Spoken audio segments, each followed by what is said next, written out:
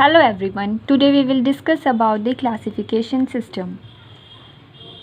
I am talking about मैं बात कर रही हूँ जो साइंस स्ट्रीम के स्टूडेंट्स होते हैं जो बिगिनर्स होते हैं उन्हें ही समझ नहीं आता है कि पढ़ाई कहाँ से स्टार्ट करनी है और कहाँ पे एंड करनी है। तो आज की मेरी ये वीडियो उन्हीं के लिए है। So let's start our topic classification system. Okay, तो सबसे पहले आए थे एरिस्टोटल साइंटिस्ट। उन्होंने क्या कहा कि उन्होंने ऑल एनिमल्स को डिवाइड कर दिया आरबीसी को बेसिस रखते हुए उसकी प्रेजेंस और एब्सेंस को अनेमा और इनेमा में। अब अनेमा में देखिए ए फॉर एब्सेंट आरबीसीज, मतलब जिसमें आरबीसीज एब्सेंट होती है। फॉर एग्जांपल इनवर्टिब्रेट्स में नहीं होती हैं। इनेमा ई फॉर प्रेजेंट, मतलब जिसमें आरबीसीज प्रेजेंट होती हैं। फॉर एग्जांपल वर्टिब्रेट्स में होते हैं ये। बट दैट वॉज रिजेक्टेड, वो रिजेक्ट हो गई थी ड्यू टू डीमेरिट्स, क्योंकि इसकी बहुत सारी डीमेरिट्स थी। फिर उसके बाद आता है guys two kingdom classification. That was given by Carolus Linnaeus ने दिया था 1735 ईयर में। ईयर इतना इम्पॉर्टेंट नहीं है हम लोगों के लिए।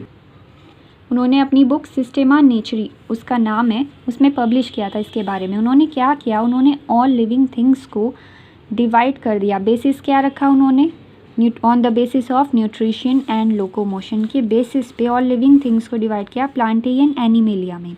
अब उनका क्राइटेरिया क्या रहा, उन्होंने कहा कि जो प्लांटे होते हैं वो ऑटोट्रॉफिक होते हैं, जो अपना फूड खुद बना सकते हैं, और एनिमल्स हेट्रोट्रॉफिक होते हैं, जो अपने फूड के लिए डिपेंड रहते हैं प्लांट्स पे या फिर अदर ऑर्गेनिजम्स पर।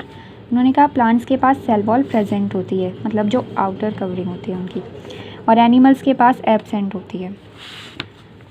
फिर उन्होंने कहा कि उन्होंने एक और बात इंक्लूड कर ली प्लांट्स में कि बैक्टीरिया, एल्गी एंड फंजाई के पास सेल वॉल होती है, तो इसलिए वो भी प्लांट्स में ही रख दी उन्होंने। और उन्होंने कहा कि प्लांट्स जो होते हैं वो इमोबाइल होते हैं, that is they do not locomote, वो एक जगह से दूसरी जगह नहीं जा सकते हैं।